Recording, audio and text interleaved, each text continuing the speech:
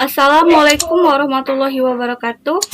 Perkenalkan, nama saya Novia Anggraini, Prodi Ekonomi Syariah, kelas khusus semester 3A. Di video ini, saya akan menjawab 3 soal UTS dari Ibu Sayu Mainingsi, selaku dosen pengampu Ekonomi Mikro Islam. Untuk pertanyaan yang pertama, jelaskan perbedaan ekonomi mikro Islam dan ekonomi mikro konvensional. Perbedaannya adalah, ekonomi mikro Islam terdapat batasan-batasan syariah, artinya setiap pengambilan keputusan berdasarkan prinsip-prinsip syariah, atau berlandaskan Quran dan hadis. Sedangkan ekonomi mikro konvensional adalah setiap pengambil keputusannya tidak berdasarkan prinsip-prinsip syariah, tetapi berdasarkan persepsi masing-masing.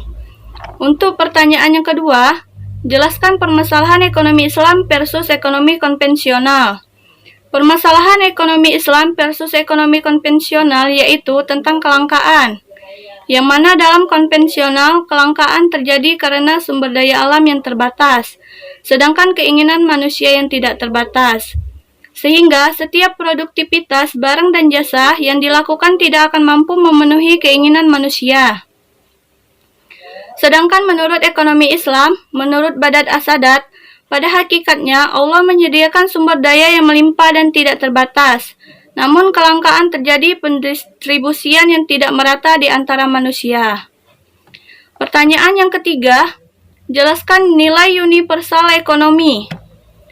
Ada 5 nilai universal ekonomi. Yang pertama, tauhid, yang berarti keesaan Allah, yang mana tidak ada Tuhan yang patut disembah selain Allah. Yang kedua, adil, yang berarti Allah Maha Adil, yang mana Allah tidak membandingkan umat-umatnya.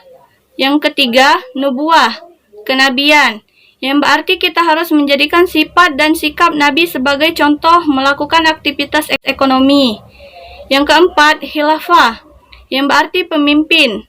Pemimpin itu harus mengatur ekonomi sehingga perekonomian seimbang dengan aturan syariah. Dan yang terakhir, ma'ad, yaitu hasil yang mana kita dalam melakukan bisnis tidak hanya mendapatkan hasil di dunia, melainkan juga di akhirat.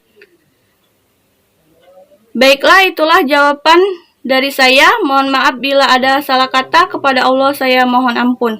Saya akhiri, wabillahi taufik wal hidayah. Wassalamualaikum warahmatullahi wabarakatuh.